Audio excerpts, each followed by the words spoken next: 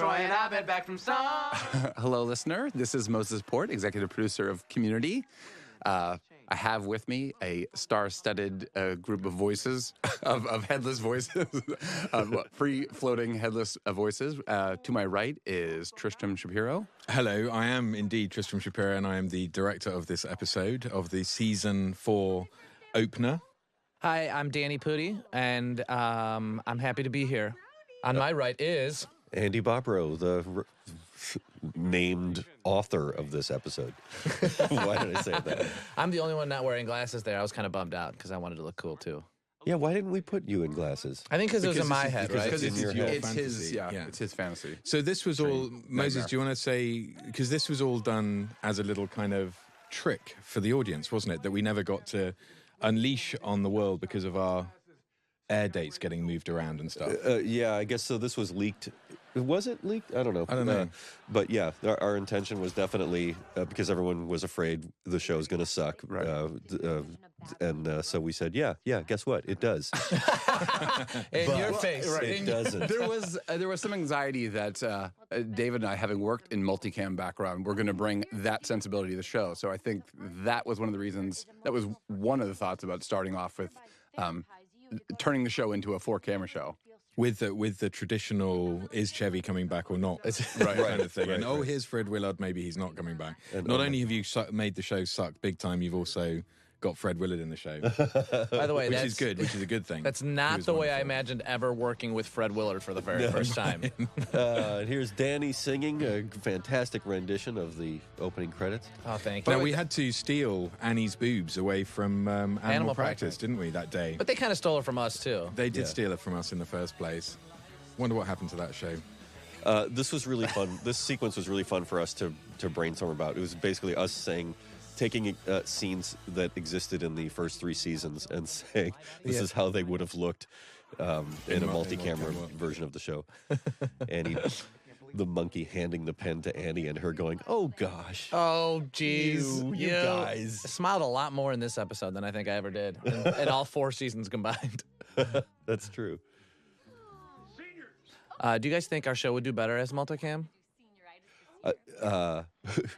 Who knows? Maybe that's the trick. Well, there's only one way to find out. There's only one way to find out.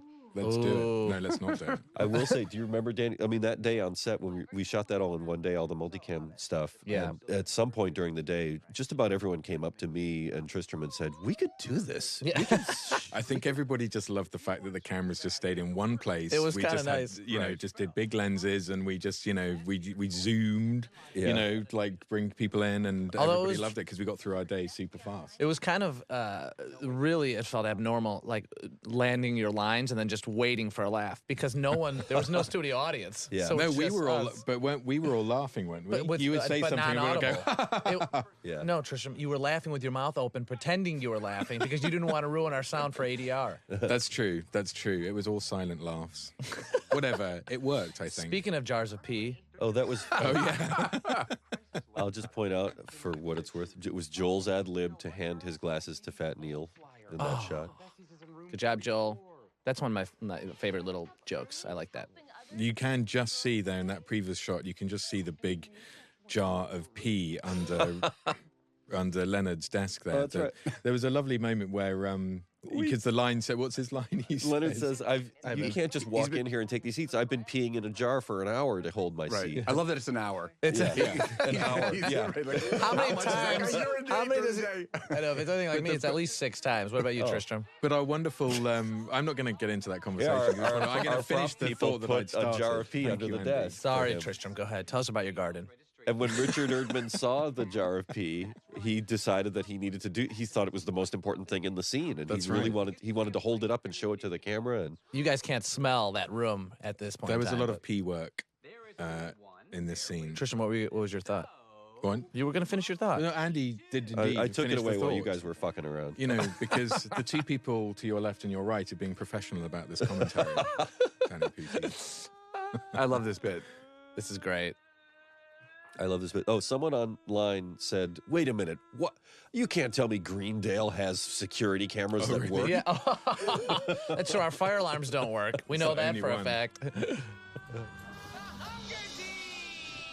Oh Oh, Look at that. By the way, that was all in real time. Quick change. This is kind of fun. It reminded me of the good old days of American Gladiators, too. So that's just a shout out to Nitro, Laser. I have no idea what you're talking about. You don't. You really don't, Tristram. You don't know American Gladiators. We in England, we did have a show called Gladiators, which we took from American Gladiators, and very wisely, I think they dropped the American bit from Was it set in a garden? American Gladiators. It was not set Was in there a garden. fox hunts? No, there were no fox hunts, although there should have been. That would have been very gladiatorial. When were you going to tell us, Jeff? I was working on a speech, and believe me, it tied in a lot of things. There was a lot of resolutions. Well, we've run out of things to say. But That's it. I'm trying to think. That's Remember, a 3-minute commentary. I do remember this part here, going back to my table here at some point, and this was one of those days where we had, I think, 3 different Chevy stand-ins. Yeah. So I'll remember that because I remember going back to my table and Chevy was never there. But so I remember watching the scene being like, oh, Chevy was there. But then if when you notice you cut back, he's not there. So that was just one little thing I noticed. I was going to say, I also remember a lot of discussion about whether or not we should have the storyline of Jeff graduating. You know, Yeah. up until this, every year had been every season had been 1 year in their college. Yeah. And the idea of whether or not to graduate Jeff was a big discussion we went back and forth on. Right. And we knew that we only had we were pretty sure we only had 13 episodes. I mean, when we first started breaking stories, there was an off chance that we would get an order for 9 more. But we sort of, and of course, what's always in the air, or what was in the air in top of season 4 was, if this is the end of the series, we wanted to have a satisfying ending. So, yeah, it was a big discussion of if we're going to graduate Jeff, and if so, how do we say that he could have plausibly graduated mid-season? I don't know. I think it turned Isn't out. that conversation sort of kind of carried on all the way through the It is. So the we made it season, into you a know. theme for the Yeah. season, and I think it worked pretty well. I think so too. I think it turned out FYNE. Yeah, Wait, Whose joke was that, by the way? that was my joke. Yeah. That's was in the the original greatest script. joke. Yeah. I love that so much. So you. funny. And Andy has the odd habit of trying to. He's the only one trying to nix his jokes from the script. It's a weird thing of you have to convince Andy to keep the jokes in. He's like, this good isn't enough. good. Let's just You cut are it. good And enough, Andy. over and over again, you're like, no, Andy, it's great. You can't be serious. Indeed, I am. We're gonna be here forever. Andy, did you feel a huge amount of pressure? How did you feel? You know, I felt- giving the first one out of the gate. You know, with the new system and. Yeah, I felt a lot of pressure, and when we were, so when we were rewriting the episode, I kept looking at it and thinking, it has to get simpler, and I was just, crossing out vast swaths of dialogue, and this is a humble brag. Everyone would say, but Andy, that's good stuff. Those are good jokes. And I was like, I don't care that it's good. I was being magnanimous, I guess, in crossing out my good jokes. It's tough though because we had so much to address going into this totally. season. It was and, very and to difficult. cover, and Yeah. that's always tricky for our show too, which has to acknowledge everything that's going on. Yeah. Oh, here's this piece here was shot after the fact. We had a day where we picked up some material because when we saw the original cut, we realized that we weren't tracking Jeff's progress, and that it was important to track. Oh, here's this is fun too. This is the best thing in the world. I love the sword chefs. Me too. This was added later. This was added This later. wasn't in the original episode, but It when was an this, after. Yeah, as we were. Well, I think we talked about it on set. Tristram and I were kicking around like, oh, while we're in Abed TV, we might as well do promos for fake shows. This is the greatest. And thing. when we pitched it to NBC, this is a great tidbit. NBC attempted to cancel fake shows of their own. We can't see American Sword Cooks lasting beyond at least 3 seasons. There's no way. The arc. I mean, where did they go in the 3rd season? But They did, were but did the terribly- judges get swords? Or I mean, They They didn't were like the terribly bit. worried, weren't they? That they When we could- showed it to them in a rough version, they said, "Oh, we've correct. This isn't the first time someone has done that kind of joke. I think 30 Rock has done it a few times, and so they were sort of nervous. They said, "Oh, we've seen that kind of thing before." And Right. and they got in my head, and I was like, oh, is it hacky? Maybe they're right. Maybe we shouldn't. Maybe it's beneath us. But I'm glad we stuck with it. Yeah. And then- too. But the amount of Twitter traffic during the episode Yeah. was insane about those things. I think people really liked the idea. NBC wanted to open it up to other utensils. They wanted spoons and forks. They wanted cutlery chefs. American spork cooks. Oh, I remember. When we shot it, and then Danny and Donald, you didn't know that it was coming. It was just a pickup at the end of a long day, and all of a sudden we're sticking chef's outfits on you and giving you swords. And you're going, what is this show exactly? So what do we do? I think we even asked, like, so Are we who are we friends? characters? Are we buddies? Do we go back to, are we rivals or buddies? And I think we actually shot it 2 different ways, where we're Yes. like competing chefs, or that we're Yeah. like really good chefs together. Yeah. Did you ever fight? Did you ever clang your swords We did. together? You made us. I think you made us fight a little bit. And that's why I sort of worked it out in my head that the concept of the show is that people cook, that you two are the judges. It's yes, a cooking we're reality the show. We're the judges. You're the judges, and that every week you always disagree about who the winner is. Totally. And that's when you fight. And you never know which one of us is going to cut off somebody's arm. That's just kind of like why you tune in. Can I just interject? We'll come back to this in a second, but I just want to say. You don't have to, by the way. We do not have to come back Okay, to let's that. not come back to that. We'll talk about the other one that comes up later. Oh, the yes. But I just want to. This was shot in in the streets. Same between jar the of pee, stages by at the way. Paramount. We dumped the pee out of that jar and just Yeah. put pennies in it. That's Yes. why they look so. Yes, so you're new and right. clean. Our set people did an amazing Yes, job of Denise creating this. Pizzini and her team did an amazing job of this is just a road between the 2 stages at Paramount, and we made it into a Greendale little park. kind of little park, which I think works really well. Or a quad. Yeah. And great job of these 2 guys getting in the water. I'm sure that wasn't pleasant. Us yelling at them to fight more and splash more. I think we did divert a large amount of that week's budget to heating up that water for them. Did we ever talk? Was this like a storyline that was kicked around about that fountain and making the wishes? Or is this just something that kind of came up? It just came up for this Yeah. episode. Okay. It seemed like such a really great, funny fruitful idea. And I have to admit, we didn't really explore it that well.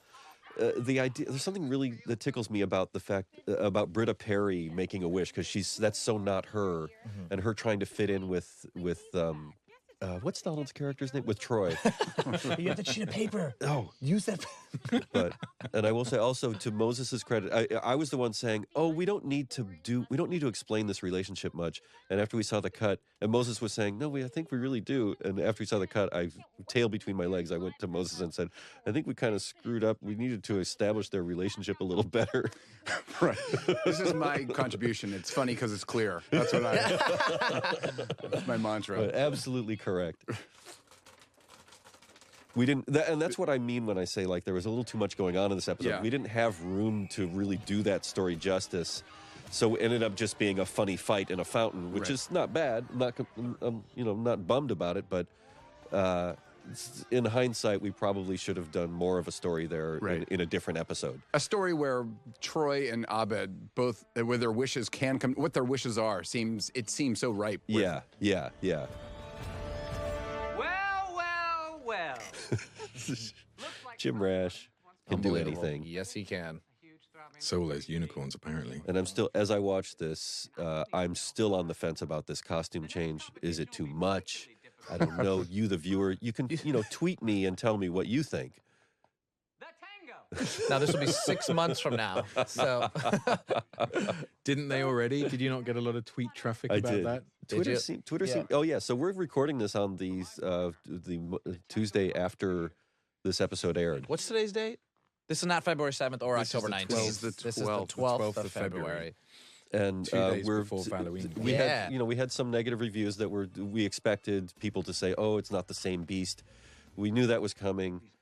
Some of them were harsher than we thought, but in general, the fan reaction has been great, and that's such a relief. Yes.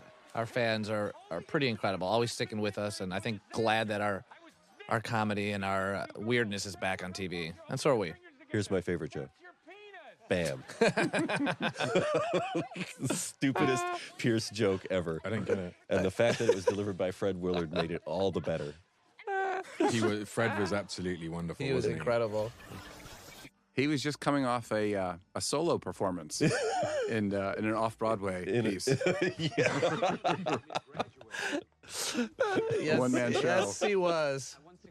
These guys committed so hard to this routine, and the way that they were able to learn the routine and carry it out was incredible. With literally, they learned it in like 2-3 days. Yeah, I mean, that was it, and still having to film the show at the same time. So hats off to those guys; they're amazing. And this was at the end of a long shoot day. It was really late at night, and Jim was in heels. It was pretty physically demanding of these guys to do this many takes of it. There was an embarrassing moment where I went up to Jim and said, "This is so great," and he said, "I think I need a chair," and I really genuinely thought for a moment he wanted to add a chair into the routine, and I questioned him on it, and he said, "No, for my feet into heels." And for those of us that don't wear heels on a regular basis, you don't really kind of get what he does. Oh God, the guy, the unicorns dancing in the background. I don't know if I know that guy right there. Good moves. That would now. I could watch that all day. By the way, my T-shirt right there is an exact replica of what's going on in my mind right now. Danny did it. We haven't talked enough about Danny. It was hard for you, I think, to figure out how to smile in character, how to watch a thing in your head and convey stuff. I didn't do much in this episode, but I had to kind of go to my happy place frequently. And some would say you did the most. Yes. But see, look at that. See, there's my weird smile. Oh, I love this animation, too. This is fun, too, because we never got to really see what this would look like until we saw it. It's beautiful. Yeah. When we pitched this portion of the show to NBC, this is where all conversation stopped for a long period of time. Yeah, they had a little buyer's remorse at that moment. Right. Show within the show within the show, we were going to animation. There it is, gay balls. Gay balls. Chevy didn't like that bit. I wasn't that thrilled with it. I apologize for gay balls. I love it. Okay, good. Gillian's great with this. Mm-hmm. This is another one of my funny little things here of how Donald can make something funny without really doing nothing. Just the way he tries to will the wish when he gets our hands together is one of my favorite things. It was hard. It was very hard to keep a straight face. Right. I think I don't think he realized. I think he was doing that for he assumed that was going to be a blooper. Yeah, I think so too. And when it made in the cut, I laughed real hard. Boy, did we show him and just put it in the show. We put in this bit right here, and you can see Gillian was just about to laugh. Yeah, because we sort of this is the writer in his head talking. I feel like we sort of dropped the ball on that moment, and Donald saved our ass by making it funny. What's not working? Okay, contestants, final competition begins right now. I really think that Chevy didn't know what we were doing there too, by the way. Yeah. A lot of really a lot of times he is just sort of, I'll sit where you tell me, I'll hold hands with these people. In his defense, what he should be doing at this moment is a little unclear. Oh, these are so great. God, I love this animation. I want to watch that show. I really do. Yeah. Oh, here comes our next little... Oh, there it is. There it is. Now, which show would be more successful? This Blind one Blonde. Here's the story of Blind Blonde. Annie Edison is was born blind, but she was raised to believe that she could do anything, and so she became a surgeon. Got it. And she was the top of her class. But wait, was it all a blind class, or was she? No, it was a sighted school, and okay. she does surgery by feeling the organs. Oh, but so that means she has to. It's amazing. A huge incision because she has to it's really a huge get incision, right? That's the only. But then the damn hospital that hired her said, "Well, we can't get insurance on you unless we pair you up with this sighted surgeon." Okay, who doesn't have to be a good surgeon? Just has to be Britta, who was the worst in her class. But now they're partners. Sorry, Gillian. Salvation because by pairing up. I think they're going to teach each other a little something about. By the way, there was a Speed racer that had that same storyline. Really? There was Speed was blind, and they pair him up with a guy who could see, and Speed was driving, and the guy was telling him which way to go. Oh my god! While they were incepting, I got their balls. That's so great. Finally take advanced claims denial. You should take forensics. Oh, because Abed knows everything. Does he? There he is. Can anybody tell me what we just did?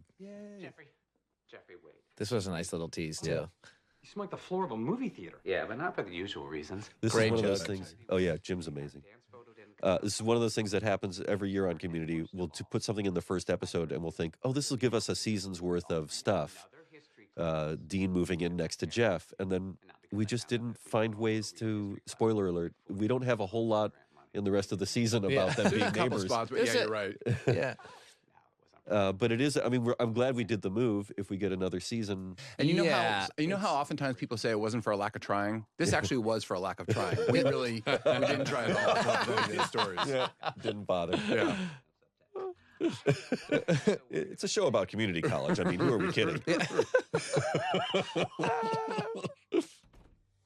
It's very interesting that his apartment is number 203. I'll let the viewer figure that out. Why? And what about us? Wait. What about us, Moses? Why? What happened in episode 203? We found out actually that. My name is Kevin. I have Look at Ken's beautiful face.